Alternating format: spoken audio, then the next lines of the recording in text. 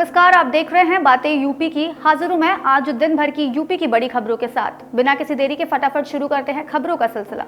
हाल ही में भारत में child trafficking in India insight from situational data analysis and need for tech driven intervention strategy शीर्षक वाली एक व्यापक रिपोर्ट जारी की गई। रिपोर्ट में साल 2016 से 2022 के बीच बच्चों की तस्करी के आंकड़े पेश किए गए हैं, जिसमें देश के 21 राज्यों के 262 जिलों को शामिल किया गया है। इसे गेम्स 24x7 और कैलाश सत्यार्थी चिल्ड्रन फाउंडेशन ने संयुक्त रूप से मिलकर तैयार किया है। रिपोर्ट में सामने आए आंकड़े चौंकाने वाले हैं। इसके मुताबिक देश में बच्चों की सबसे ज्यादा तस्करी उत्तर प्रदेश में हो रही है। कोरोना से पहले उत्तर प्रदेश में बाल तस्करी की 267 घटनाएं हुई। वहीं कोरोना के बाद ये घटनाएं बढ़कर 1214 हो गई और इन आंकड़ों के साथ यूपी भारत में सबसे ज्यादा बाल तस्करी वाला राज्य बन गया है। बुलंदशहर में मिशन शक्ति के तहत 10 दिवसीय विशेष अभियान के तहत जनपद में नारी शक्ति को सशक्त बनाने का अभियान जोरों से चलाया जा रहा है।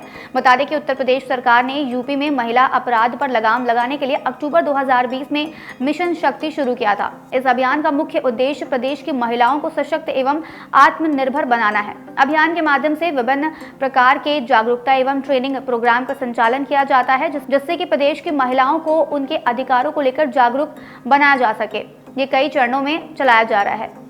Status of tiger in India report के मुताबिक यूपी में 2018 में दर्ज आंकड़ों की तुलना में 2022 के बाघ अनुमान में बाघों की संख्या में 18% की वृद्धि दर्ज की गई। इस वर्ष के अनुमान के मुताबिक यूपी में 205 बाघ है। बता दें कि बाघों के बारे में जागरूकता बढ़ाने के लिए हर साल 29 जुलाई को वैश्विक बाघ दिवस मनाया जाता है। इसका उद्देश्य खाद्य श्रृंखला और पारिस्थितिकी तंत्र में संतुलन लाने के साथ साथ बाघ की दशा में सुधार करना है। बाघों को international union for conservation of nature की रेड डेटा बुक सूची में लुप्त प्राय जीव के रूप में सूचीबद्ध किया गया है। भारत में वर्तमान में बाघों की लगभग 75% आबादी है। वर्ष 2018 में इनकी संख्या 2461 थी, जो 2022 में बढ़कर 3080 हो गई। बाघों की 3/4 से अधिक आबादी संरक्षित क्षेत्रों में रहती है। कथा सम्राट मुंशी प्रेमचंद की जयंती पर 2 दिवसीय लम्ही महोत्सव 30 जुलाई से शुरू हो चुका है।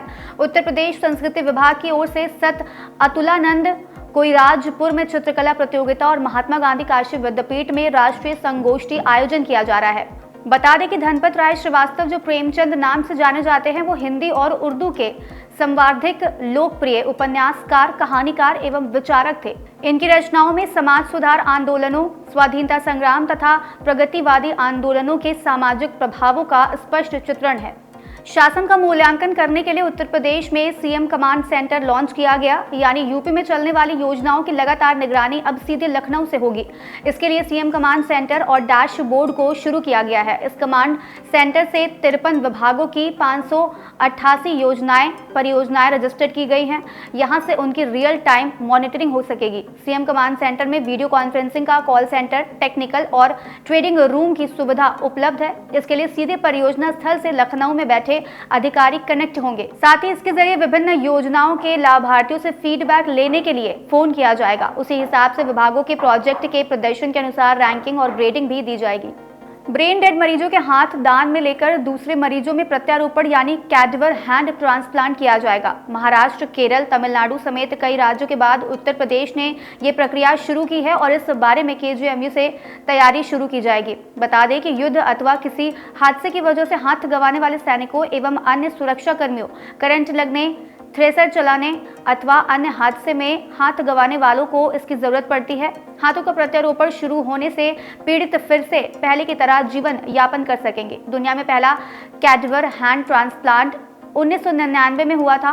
भारत में पहला हाथ प्रत्यारोपण केरल के कोची और फिर अगस्त 2020 में मुंबई में हुआ। इसके अलावा तमिलनाडु, दिल्ली, चंडीगढ़ में भी ये सुविधा शुरू हो गई है। पूरे भारत में अब तक करीब 45 मरीजों का हाथ प्रत्यारोपण हुआ है।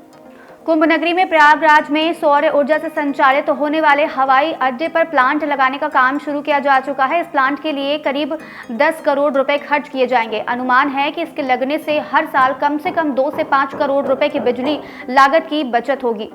इस पहल के बाद प्रयागराज हवाई अड्डा उत्तर प्रदेश का पहला सौर ऊर्जा संचालित हवाई अड्डा बनने जा रहा है। एयरपोर्ट निदेशक आर पांडे के मुताबिक इस सोलर प्लांट के solar panel shed airport terminal की बिल्डिंग और पार्किंग एरिया के ऊपर लगाए जाएंगे।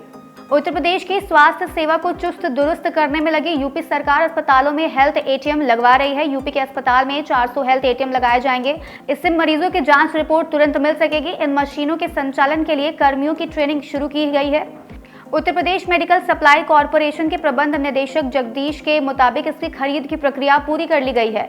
इन हेल्थ एटीएम के लगने के बाद मरीजों को तत्काल जांच रिपोर्ट मिल जाएगी। इस आधार पर उनका इलाज जल्द शुरू किया जाएगा। मुख्यमंत्री योगी आदित्यनाथ के नेतृत्व में बीते 22 जुलाई को प्रदेश में हुए रिकॉर्ड 30.21 करोड़ पौधारोपण अभियान की सराहना प्रधानमंत्री नरेंद्र मोदी ने की है। उन्होंने हाल ही में मन की बात कार्यक्रम में पौधारोपण अभियान की चर्चा करते हुए इसे जन भागीदारी और जन जागरण का बड़ा उदाहरण बताया।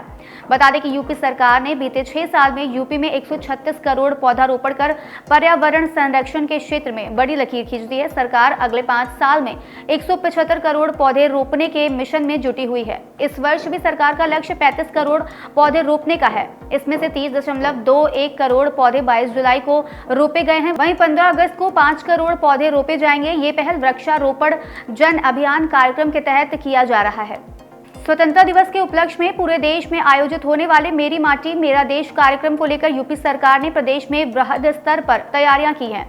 9 से 15 अगस्त तक प्रदेश के समस्त जनपदों में अमृत कलश यात्रा के कार्यक्रमों की रूपरेखा तैयार कर ली गई है, जबकि व्यापक स्तर पर इसके प्रचार प्रसार की योजनाएं बनाई गई हैं। बता दें कि कार्यक्रम के अंतर्गत अमृत कलश के माध्यम से प्रदेश के हर गांव, हर शहर की मिट्टी को लखनऊ और दिल्ली में आजादी के अमृत वर्ष की स्मृति के साथ संग्रहित किया जाएगा। आज का यूपी में फिलहाल इतना ही। अपने शहर की बड़ी खबरों का अपडेट पाने के लिए बने रहिए मेरे साथ और देखते रहिए बातें यूपी की।